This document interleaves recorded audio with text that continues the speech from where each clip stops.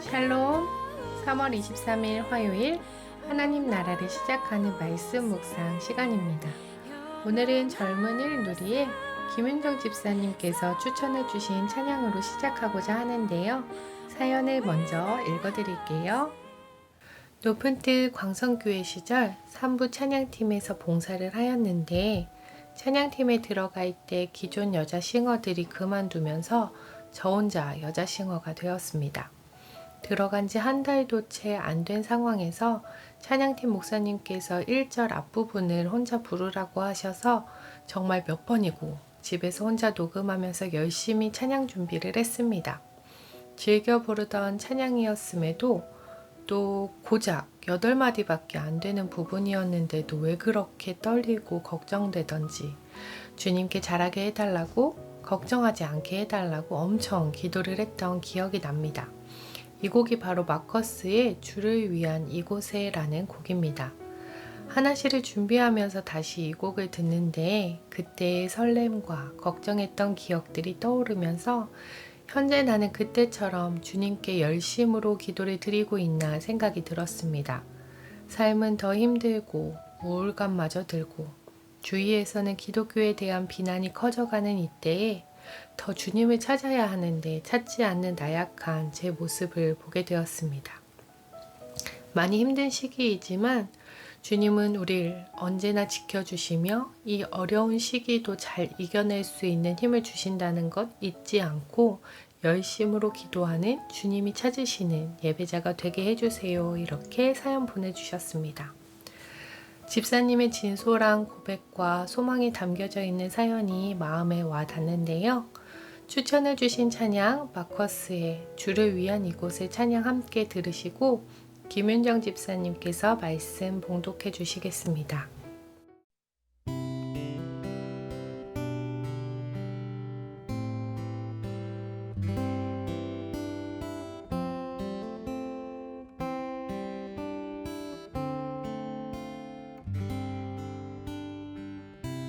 주를 위한 이곳에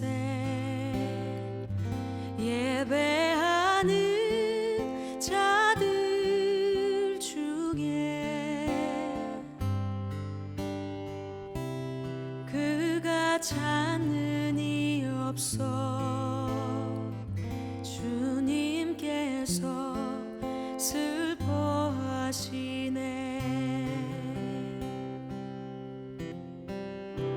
주님이 찾으시는 그 한 사람 그 예배자 내가 그 사람 되기 간절히 주께 예배하네.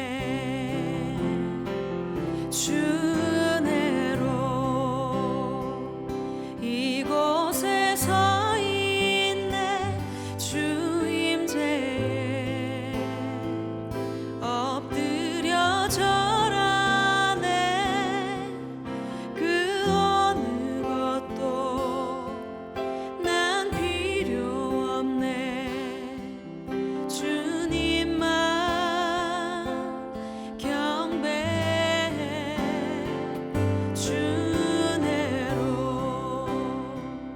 이곳에 서 있네. 주 임재에 엎드려 절하네. 그 어느 것도 난 필요 없네. 주님만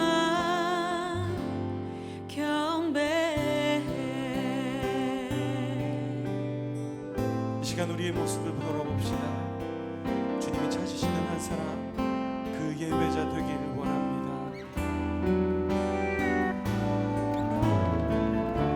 주를 위한 이곳에 예배하는 자들 중에 그가 찾는 이 없어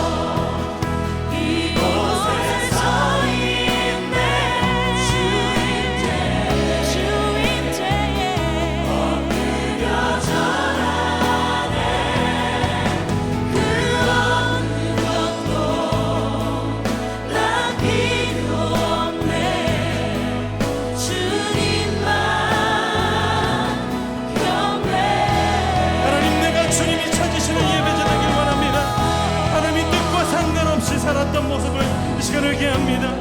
주님만이 예배의 이유와 목적이십니다. 주님의 어떤 것도 필요 없습니다. 이 시간 우리 함께 기도하며 나아갑시다.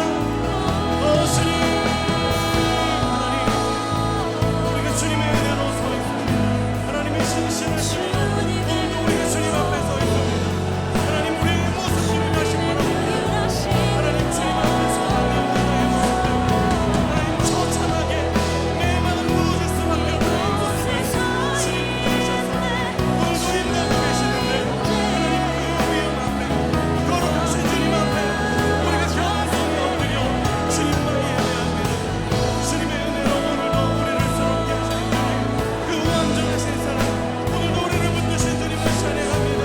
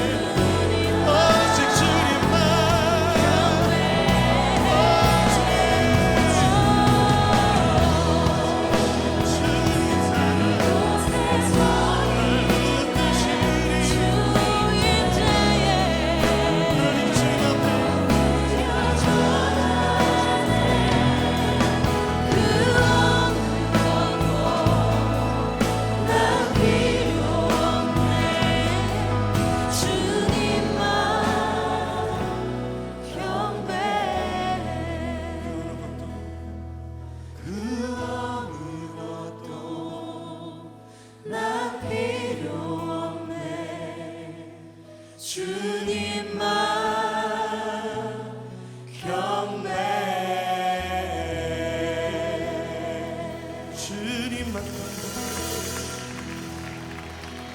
그 어느 것도 난 필요 없네. 주님만 찬양해, 주님만 경배합니다.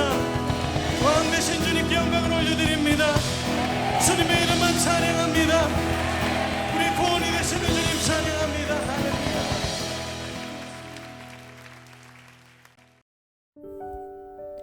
오늘 우리에게 주신 하나님의 말씀은 누가복음 21장 5에서 19절 말씀입니다. 어떤 사람들이 성전을 가리켜 그 아름다운 돌과 헌물로 꾸민 것을 말하매 예수께서 이르시되 너희 보는 이것들이 날이 이르면 돌 하나도 돌 위에 남지 않고 다 무너뜨려지리라. 그들이 물어 이르되 선생님이여 그러면 어느 때에 이런 일이 있겠사오며 이런 일이 일어나려 할 때에 무슨 징조가 있사오리이까. 이르시되 미혹을 받지 않도록 주의하라.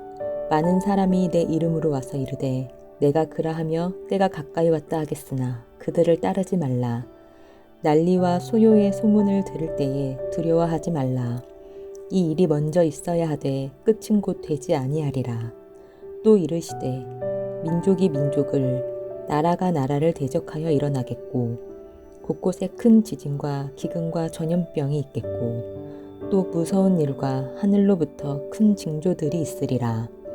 이 모든 일 전에 내 이름으로 말미암아 너희에게 손을 대어 박해하며 회당과 옥에 넘겨주며 임금들과 집권자들 앞에 끌어가려니와 이 일이 도리어 너희에게 증거가 되리라. 그러므로 너희는 변명할 것을 미리 공의하지 않도록 명심하라. 내가 너희의 모든 대적이 능히 대항하거나 변박할 수 없는 구병과 지혜를 너희에게 주리라.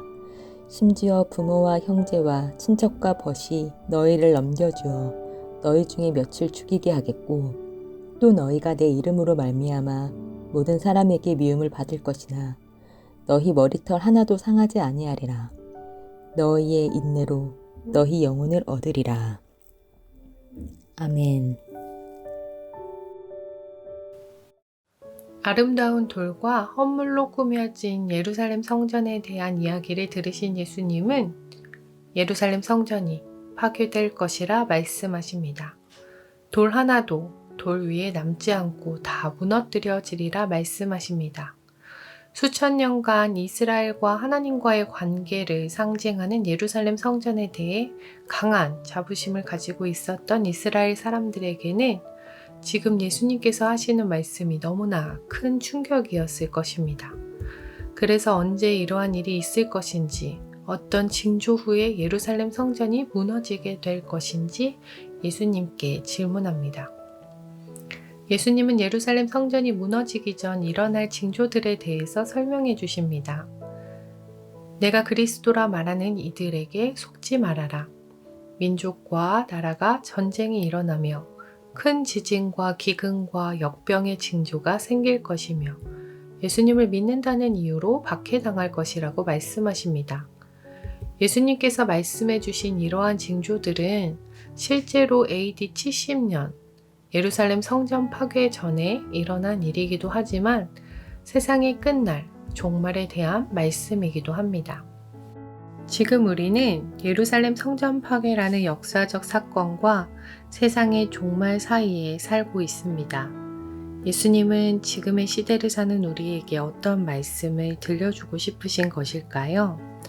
먼저 하나님은 이 세상의 주권자이십니다.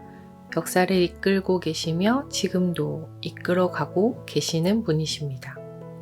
우리의 생각으로는 이해할 수 없는 일들이 너무나 많이 일어나기에 하나님이 어디에 숨어 계신가? 심지어 하나님이 계시기는 한가 의심할 때도 있지만 분명히 하나님은 이 세상의 주관자이시며 지금도 이 역사를 이끌어 가시는 분이십니다. 그러므로 예수님의 말씀처럼 언제 올지는 모르지만 임하게 될 그날, 그 일이 언젠가는 이루어질 일이기에 세상의 끝을 기억하며 살아가야 한다는 것입니다. 그 세상의 끝에는 심판이 있기 때문입니다. 과거와 현재의 삶만이 전부라 여기며 사는 것이 아니라 그 끝을 알고 있는 자들로 살아가야 한다는 것입니다. 심판을 아는 자는 그 심판에 합당한 삶을 살아갈 것입니다. 그런데 한편으로는 또한 그 종말의 때만 바라보며 내가 지금 살고 있는 현재의 삶을 소홀히 해서는 안 될 것입니다. 오히려 언제 올지 모르지만 하나님의 날이 오는 것을 알고 있기 때문에 지금 내 자리에서 하나님과 건강한 관계로 살아가며 깨어 이 땅에서 그리스도인으로 살아가야 한다는 것입니다. 또한 하나님이 거하시기에 성전이 중요한 것이지 성전이 중요하기 때문에 하나님이 거하시는 것이 아니라는 사실을 알아야 합니다. 화려한 장식으로 치장되어 있던 건물로서의 예루살렘 성전은 아무것도 아닙니다.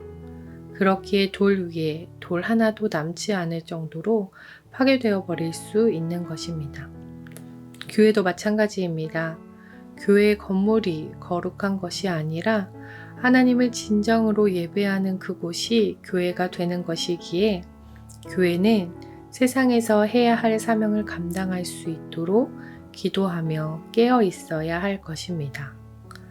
오늘 하루도 내 자리에서 하나님이 맡겨주신 귀한 나의 에덴에서 이 세상을 주관하시며 이끌어 가시는 하나님을 믿는 자로 살아가기를, 또한 심판의 때를 아는 자로서 그리스도인으로 살아가는 우리가 될 수 있기를 소망합니다.